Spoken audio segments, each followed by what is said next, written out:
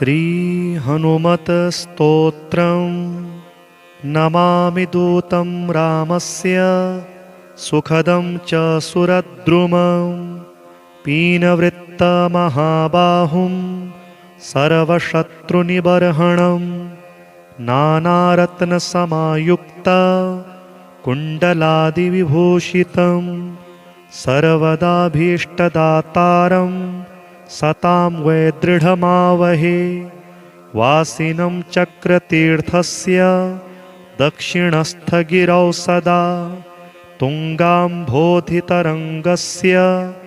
वातेन परिशोभिते नानादेशागतैः सद्भिः सेव्यमानं नृपोत्तमैः धूपदीपादिनैवेद्यैः पञ्चखाद्यैश्च शक्तितः भजामि श्रीहनुमन्तं हेमकान्तिसमप्रभं व्यासतीर्थयतीन्द्रेण पूजितं प्रणिधानतः त्रिवारं यः पठे नित्यं स्तोत्रं भक्त्या द्विजोत्तमः वाञ्छितं लभतेऽभीष्टं क्षणमासाभ्यन्तरे खलु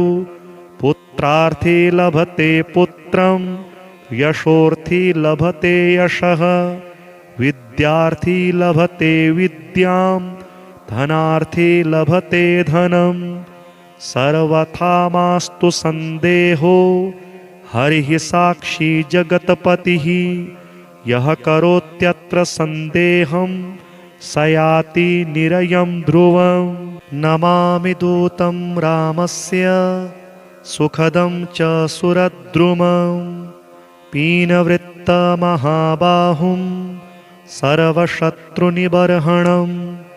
नानारत्नसमायुक्ता कुण्डलादिविभूषितं सर्वदाभीष्टदातारं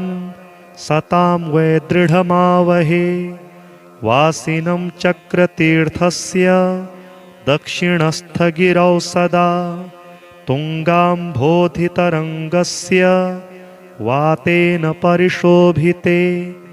नानादेशागतैः सद्भिः सेव्यमानं नृपोत्तमैः धूपदीपादिनैवेद्यैः पञ्चखाद्यैश्च शक्तितः भजामि श्रीहनुमन्तं हेमकान्तिसमप्रभं व्यासतीर्थयतीन्द्रेण पूजितं प्रणिधानतः त्रिवारं यः पठे नित्यं स्तोत्रं भक्त्या द्विजोत्तमः वाञ्छितं लभतेऽभीष्टं क्षणमासाभ्यन्तरे खलु पुत्रार्थी लभते पुत्रं यशोर्थी लभते यशः विद्यार्थी लभते विद्यां धनार्थी लभते धनं सर्वथा मास्तु सन्देहो हरिः साक्षी जगत्पतिः यः करोत्यत्र सन्देहं स याति निरयं ध्रुवं नमामि दूतं रामस्य सुखदं च सुरद्रुमं पीनवृत्तमहाबाहुं सर्वशत्रुनिबर्हणं नानारत्नसमायुक्ता कुण्डलादिविभूषितं सर्वदाभीष्टदातारं सतां वै दृढमावहे वासिनं चक्रतीर्थस्य दक्षिणस्थगिरौ सदा तुङ्गाम्भोधितरङ्गस्य वातेन परिशोभिते नानादेशागतैः सद्भिः सेव्यमानं नृपोत्तमैः धूपदीपादिनैवेद्यैः पञ्चखाद्यैश्च शक्तितः भजामि श्रीहनुमन्तं हेमकान्तिसमप्रभं व्यासतीर्थयतीन्द्रेण पूजितं प्रणिधानतः त्रिवारं यः पठे नित्यं स्तोत्रं भक्त्या द्विजोत्तमः वाञ्छितं लभतेऽभीष्टं क्षणमासाभ्यन्तरे खलु पुत्रार्थी लभते पुत्रं यशोर्थी लभते यशः विद्यार्थी लभते विद्यां धनार्थी लभते धनं सर्वथा मास्तु संदेहो हरिः साक्षी जगत्पतिः यः करोत्यत्र संदेहं स याति निरयं ध्रुवं नमामि दूतं रामस्य सुखदं च सुरद्रुमं पीनवृत्तमहाबाहुं सर्वशत्रुनिबर्हणं नानारत्नसमायुक्ता कुण्डलादिविभूषितं सर्वदाभीष्टदातारं सतां वै दृढमावहे वासिनं चक्रतीर्थस्य दक्षिणस्थगिरौ सदा तुङ्गाम्भोधितरङ्गस्य वातेन परिशोभिते नानादेशागतः सद्भिः सेव्यमानं नृपोत्तमैः धूपदीपादिनैवेद्यैः पञ्चखाद्यैश्च शक्तितः भजामि श्रीहनुमन्तं हेमकान्तिसमप्रभं व्यासतीर्थयतीन्द्रेण पूजितं प्रणिधानतः त्रिवारं यः पठे नित्यं स्तोत्रं भक्त्या द्विजोत्तमः वाञ्छितं लभतेऽभीष्टं क्षणमासाभ्यन्तरे खलु पुत्रार्थी लभते पुत्रं यशोर्थी लभते यशः विद्यार्थी लभते विद्यां धनार्थी लभते धनं सर्वथा मास्तु संदेहो हरिः साक्षी जगत्पतिः यः करोत्यत्र संदेहं स याति निरयं ध्रुवं नमामि दूतं रामस्य सुखदं च सुरद्रुमं पीनवृत्तमहाबाहुं सर्वशत्रुनिबर्हणं नानारत्नसमायुक्ता कुण्डलादिविभूषितं सर्वदाभीष्टदातारं सतां वै दृढमावहे वासिनं चक्रतीर्थस्य दक्षिणस्थगिरौ सदा तुङ्गाम्भोधितरङ्गस्य वातेन परिशोभिते नानादेशागतः सद्भिः सेव्यमानं नृपोत्तमैः धूपदीपादिनैवेद्यैः पञ्चखाद्यैश्च शक्तितः भजामि श्रीहनुमन्तं हेमकान्तिसमप्रभं व्यासतीर्थयतीन्द्रेण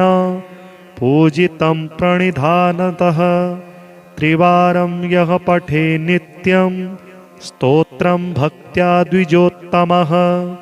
वाञ्छितं लभतेऽभीष्टं क्षणमासाभ्यन्तरे खलु पुत्रार्थी लभते पुत्रं यशोर्थी लभते यशः विद्यार्थी लभते विद्यां धनार्थी लभते धनं सर्वथा मास्तु संदेहो हरिः साक्षी जगत्पतिः यः करोत्यत्र संदेहं स याति निरयं ध्रुवं नमामि दूतं रामस्य सुखदं च सुरद्रुमं पीनवृत्तमहाबाहुं सर्वशत्रुनिबर्हणं नानारत्नसमायुक्ता कुण्डलादिविभूषितं सर्वदाभीष्टदातारं सतां वै दृढमावहे वासिनं चक्रतीर्थस्य दक्षिणस्थगिरौ सदा तुङ्गाम्भोधितरङ्गस्य वातेन परिशोभिते नानादेशागतः सद्भिः सेव्यमानं नृपोत्तमैः धूपदीपादिनैवेद्यैः पञ्चखाद्यैश्च शक्तितः भजामि श्रीहनुमन्तं हेमकान्तिसमप्रभं व्यासतीर्थयतीन्द्रेण पूजितं प्रणिधानतः त्रिवारं यः पठे नित्यं स्तोत्रं भक्त्या द्विजोत्तमः वाञ्छितं लभतेऽभीष्टं क्षणमासाभ्यन्तरे खलु पुत्रार्थी लभते पुत्रं यशोर्थी लभते यशः विद्यार्थी लभते विद्यां धनार्थी लभते धनं सर्वथा मास्तु संदेहो हरिः साक्षी जगत्पतिः यः करोत्यत्र संदेहं स याति निरयं ध्रुवं नमामि दूतं रामस्य सुखदं च सुरद्रुमं पीनवृत्तमहाबाहुं सर्वशत्रुनिबर्हणं नानारत्नसमायुक्ता कुण्डलादिविभूषितं सर्वदाभीष्टदातारं सतां वै दृढमावहे वासिनं चक्रतीर्थस्य दक्षिणस्थगिरौ सदा तुङ्गाम्भोधितरङ्गस्य वातेन परिशोभिते नानादेशागतैः सद्भिः सेव्यमानं नृपोत्तमैः धूपदीपादिनैवेद्यैः पञ्चखाद्यैश्च शक्तितः भजामि श्रीहनुमन्तं हेमकान्तिसमप्रभं व्यासतीर्थयतीन्द्रेण पूजितं प्रणिधानतः त्रिवारं यः पठे नित्यं स्तोत्रं भक्त्या द्विजोत्तमः वाञ्छितं लभतेऽभीष्टं क्षणमासाभ्यन्तरे खलु पुत्रार्थी लभते पुत्रं यशोर्थी लभते यशः विद्यार्थी लभते विद्यां धनार्थी लभते धनं सर्वथा मास्तु संदेहो हरिः साक्षी जगत्पतिः यः करोत्यत्र संदेहं स याति निरयं ध्रुवं नमामि दूतं रामस्य सुखदं च सुरद्रुमं पीनवृत्तमहाबाहुं सर्वशत्रुनिबर्हणं नानारत्नसमायुक्ता कुण्डलादिविभूषितं सर्वदाभीष्टदातारं सतां वै दृढमावहे वासिनं चक्रतीर्थस्य दक्षिणस्थगिरौ सदा तुङ्गाम्भोधितरङ्गस्य वातेन परिशोभिते नानादेशागतैः सद्भिः सेव्यमानं नृपोत्तमैः धूपदीपादिनैवेद्यैः पञ्चखाद्यैश्च शक्तितः भजामि श्रीहनुमन्तं हेमकान्तिसमप्रभं व्यासतीर्थयतीन्द्रेण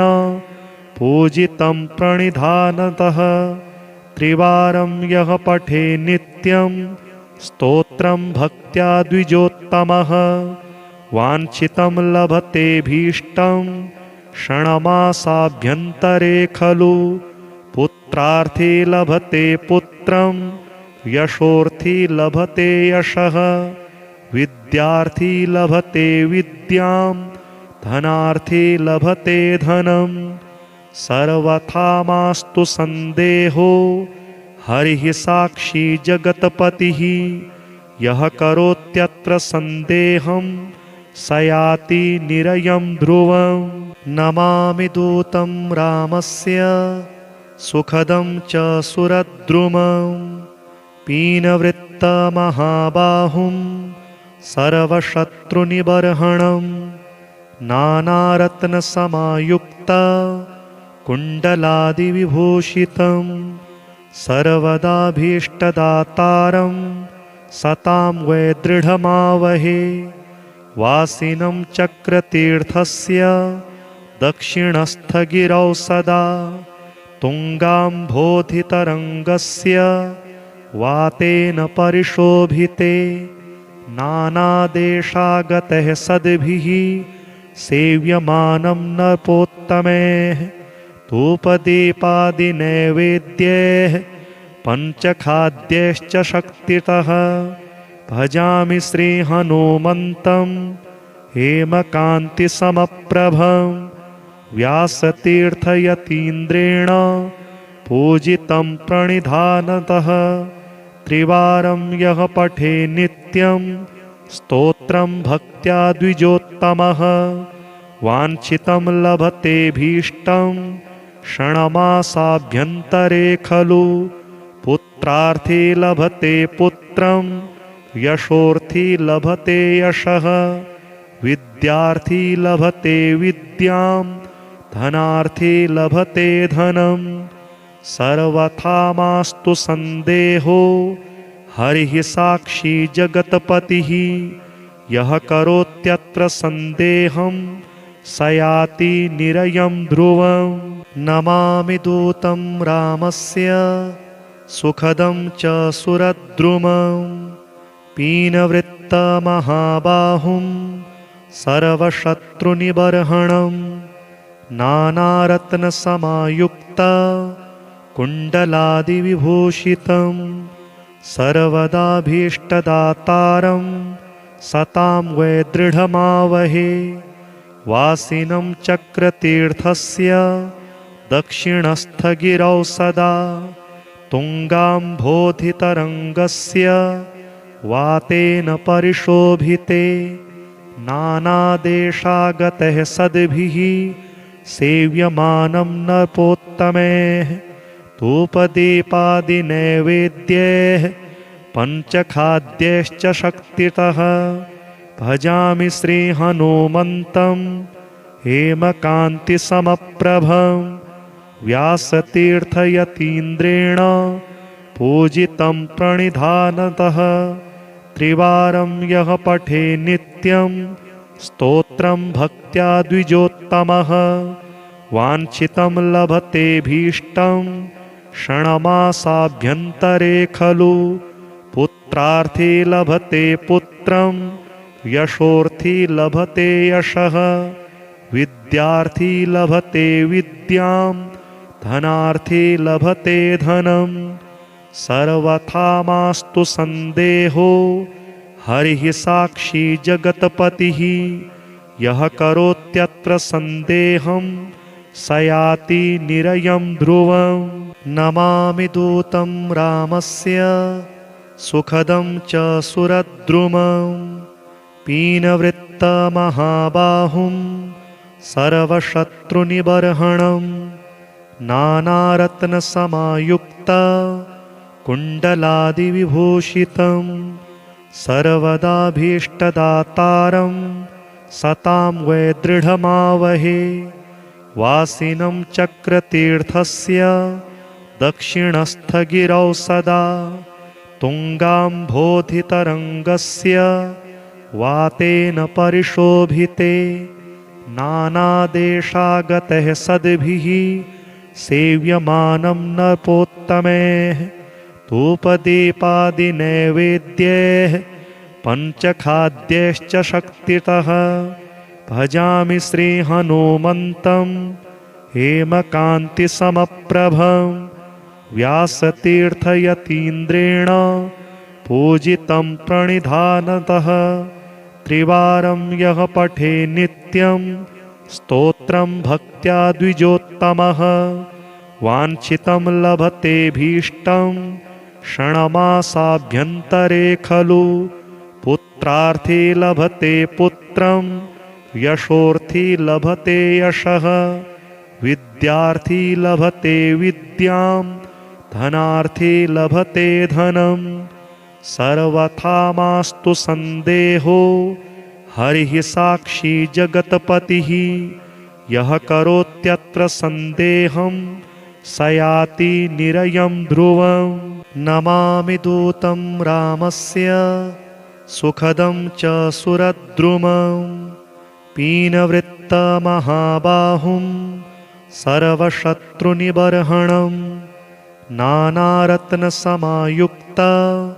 कुण्डलादिविभूषितं सर्वदाभीष्टदातारं सतां वै दृढमावहे। वासिनं चक्रतीर्थस्य दक्षिणस्थगिरौ सदा तुङ्गाम्भोधितरङ्गस्य वातेन परिशोभिते। नानादेशागतः सद्भिः सेव्यमानं नृपोत्तमैः धूपदीपादिनैवेद्यैः पञ्चखाद्यैश्च शक्तितः। भजामि श्रीहनुमन्तं हेमकान्तिसमप्रभं व्यासतीर्थयतीन्द्रेण पूजितं प्रणिधानतः। त्रिवारं यः पठे नित्यं स्तोत्रं भक्त्या द्विजोत्तमः वाञ्छितं लभतेऽभीष्टं क्षणमासाभ्यन्तरे खलु। पुत्रार्थी लभते पुत्रं यशोर्थी लभते यशः विद्यार्थी लभते विद्यां धनार्थी लभते धनं। सर्वथा मास्तु सन्देहो हरिः साक्षी जगत्पतिः यः करोत्यत्र सन्देहं स याति निरयं ध्रुवं। नमामि दूतं रामस्य सुखदं च सुरद्रुमं पीनवृत्तमहाबाहुं सर्वशत्रुनिबर्हणं। नानारत्नसमायुक्ता कुण्डलादिविभूषितं सर्वदाभीष्टदातारं सतां वै दृढमावहे। वासिनं चक्रतीर्थस्य दक्षिणस्थगिरौ सदा तुङ्गाम्भोधितरङ्गस्य वातेन परिशोभिते। नानादेशागतः सद्भिः सेव्यमानं नृपोत्तमैः धूपदीपादिनैवेद्यैः पञ्चखाद्यैश्च शक्तितः। भजामि श्रीहनुमन्तं हेमकान्तिसमप्रभं व्यासतीर्थयतीन्द्रेण पूजितं प्रणिधानतः। त्रिवारं यः पठे नित्यं स्तोत्रं भक्त्या द्विजोत्तमः वाञ्छितं लभतेऽभीष्टं क्षणमासाभ्यन्तरे खलु। पुत्रार्थी लभते पुत्रं यशोर्थी लभते यशः विद्यार्थी लभते विद्यां धनार्थी लभते धनं। सर्वथा मास्तु सन्देहो हरिः साक्षी जगत्पतिः यः करोत्यत्र सन्देहं स याति निरयं ध्रुवं। नमामि दूतं रामस्य सुखदं च सुरद्रुमं पीनवृत्तमहाबाहुं सर्वशत्रुनिबर्हणं। नानारत्नसमायुक्ता कुण्डलादिविभूषितं सर्वदाभीष्टदातारं सतां वै दृढमावहे। वासिनं चक्रतीर्थस्य दक्षिणस्थगिरौ सदा तुङ्गाम्भोधितरङ्गस्य वातेन परिशोभिते। नानादेशागतः सद्भिः सेव्यमानं नृपोत्तमैः धूपदीपादिनैवेद्यैः पञ्चखाद्यैश्च शक्तितः। भजामि श्रीहनुमन्तं हेमकान्तिसमप्रभं व्यासतीर्थयतीन्द्रेण पूजितं प्रणिधानतः। त्रिवारं यः पठे नित्यं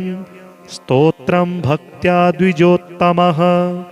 वाञ्छितं लभतेऽभीष्टं क्षणमासाभ्यन्तरे खलु। पुत्रार्थी लभते पुत्रं यशोर्थी लभते यशः विद्यार्थी लभते विद्यां धनार्थी लभते धनं। सर्वथा मास्तु सन्देहो हरिः साक्षी जगत्पतिः यः करोत्यत्र सन्देहं स याति निरयं ध्रुवम् नमामि दूतं रामस्य सुखदं च सुरद्रुमं पीनवृत्तमहाबाहुं सर्वशत्रुनिबर्हणं नानारत्नसमायुक्ता कुण्डलादिविभूषितं सर्वदाभीष्टदातारं सतां वै दृढमावहे वासिनं चक्रतीर्थस्य दक्षिणस्थगिरौ सदा तुङ्गाम्भोधितरङ्गस्य वातेन परिशोभिते नानादेशागतः सद्भिः सेव्यमानं नृपोत्तमैः धूपदीपादिनैवेद्यैः पञ्चखाद्यैश्च शक्तितः भजामि श्रीहनुमन्तं हेमकान्तिसमप्रभं व्यासतीर्थयतीन्द्रेण पूजितं प्रणिधानतः त्रिवारं यः पठे नित्यं स्तोत्रं भक्त्या द्विजोत्तमः वाञ्छितं लभतेऽभीष्टं क्षणमासाभ्यन्तरे खलु पुत्रार्थी लभते पुत्रं यशोर्थी लभते यशः विद्यार्थी लभते विद्यां धनार्थी लभते धनं सर्वथा मास्तु सन्देहो हरिः साक्षी जगत्पतिः यः करोत्यत्र सन्देहं स याति निरयं ध्रुवम् नमामि दूतं रामस्य सुखदं च सुरद्रुमं पीनवृत्तमहाबाहुं सर्वशत्रुनिबर्हणं नानारत्नसमायुक्ता कुण्डलादिविभूषितं सर्वदाभीष्टदातारं सतां वै दृढमावहे वासिनं चक्रतीर्थस्य दक्षिणस्थगिरौ सदा तुङ्गाम्भोधितरङ्गस्य वातेन परिशोभिते नानादेशागतः सद्भिः सेव्यमानं नृपोत्तमैः धूपदीपादिनैवेद्यैः पञ्चखाद्यैश्च शक्तितः भजामि श्रीहनुमन्तं हेमकान्तिसमप्रभं व्यासतीर्थयतीन्द्रेण पूजितं प्रणिधानतः त्रिवारं यः पठे नित्यं स्तोत्रं भक्त्या द्विजोत्तमः वाञ्छितं लभतेऽभीष्टं क्षणमासाभ्यन्तरे खलु पुत्रार्थी लभते पुत्रं यशोर्थी लभते यशः विद्यार्थी लभते विद्यां धनार्थी लभते धनं सर्वथा मास्तु सन्देहो हरिः साक्षी जगत्पतिः यः करोत्यत्र सन्देहं स याति निरयं ध्रुवम् नमामि दूतं रामस्य सुखदं च सुरद्रुमं पीनवृत्तमहाबाहुं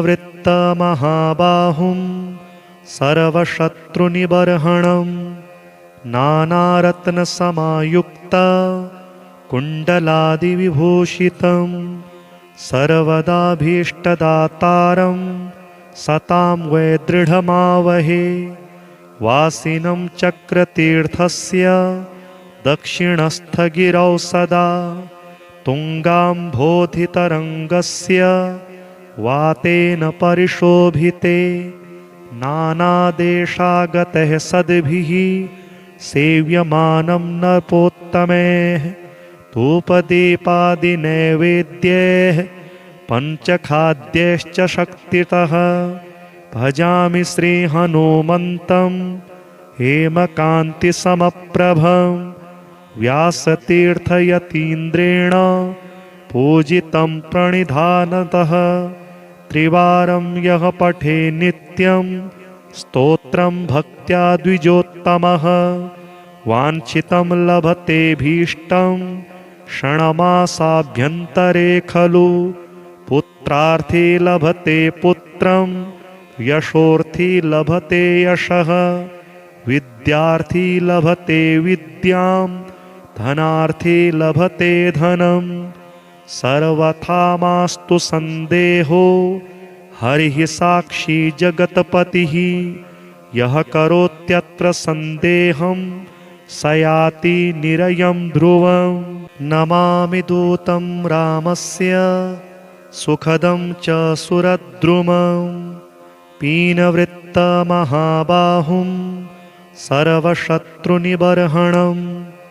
नानारत्नसमायुक्त कुण्डलादिविभूषितं सर्वदाभीष्टदातारं सतां वै दृढमावहे वासिनं चक्रतीर्थस्य दक्षिणस्थगिरौ सदा तुङ्गाम्भोधितरङ्गस्य वातेन परिशोभिते नानादेशागतः सद्भिः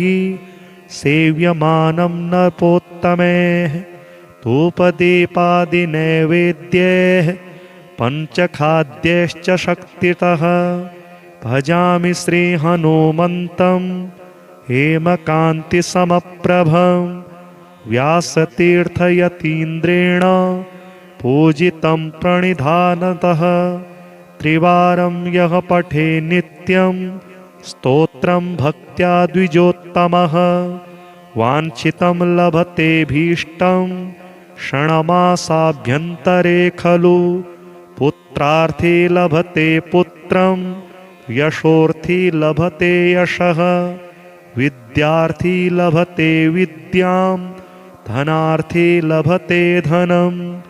सर्वथा मास्तु संदेहो हरिः साक्षी जगत्पतिः यः करोत्यत्र सन्देहं स याति निरयं ध्रुवम्।